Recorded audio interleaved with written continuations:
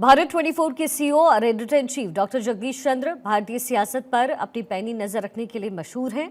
भारतीय राजनीति का ऊंट किस करवट बैठेगा, डॉक्टर जगदीश चंद्र अक्सर इसकी भविष्यवाणी पहले ही कर देते हैं। हाल के समय में लोकसभा चुनाव के परिणाम और उसके बाद प्रधानमंत्री मोदी के मंत्रियों के विभागों पर उनकी भविष्यवाणी बिल्कुल सटीक बैठी।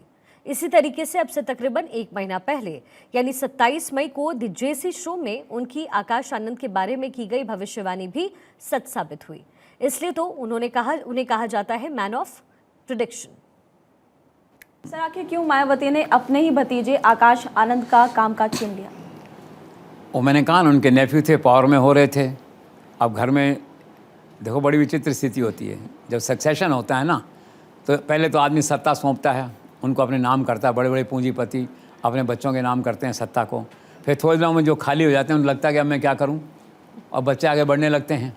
ठीक है, तो उनके मन में आता है यार मैंने क्या किया, ये प्रायश्चित का भाव आता है, सत्ता नहीं सौंपनी चाहिए थी मुझे। तो डिलेमा रहता है जहाँ भी सक्सेशन का है। तो मायावती ने सत्ता सौंप दी, लोग वहाँ चले गए, मायावती लोनली रह गई होंगी, ऐसा मेरा आकलन है। तो कुछ न कुछ कहा होगा, कान में रखने वाले लोग तो सब जगह हैं ना, और कहते हैं पॉलिटिशियन कान के कच्चे होते हैं, ऐसा कहते हैं। अब हैं कि नहीं पता नहीं, जो है। तो उन्होंने उसको निकाल बाहर किया भतीजे को अपने, जो है।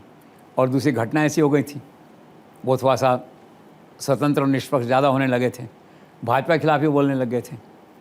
एक मीटिंग में उन्होंने कह दिया कि ये योगी सरकार जो है ये बुलडोजर की सरकार है, गद्दारों की सरकार है, गद्दारों की सरकार है।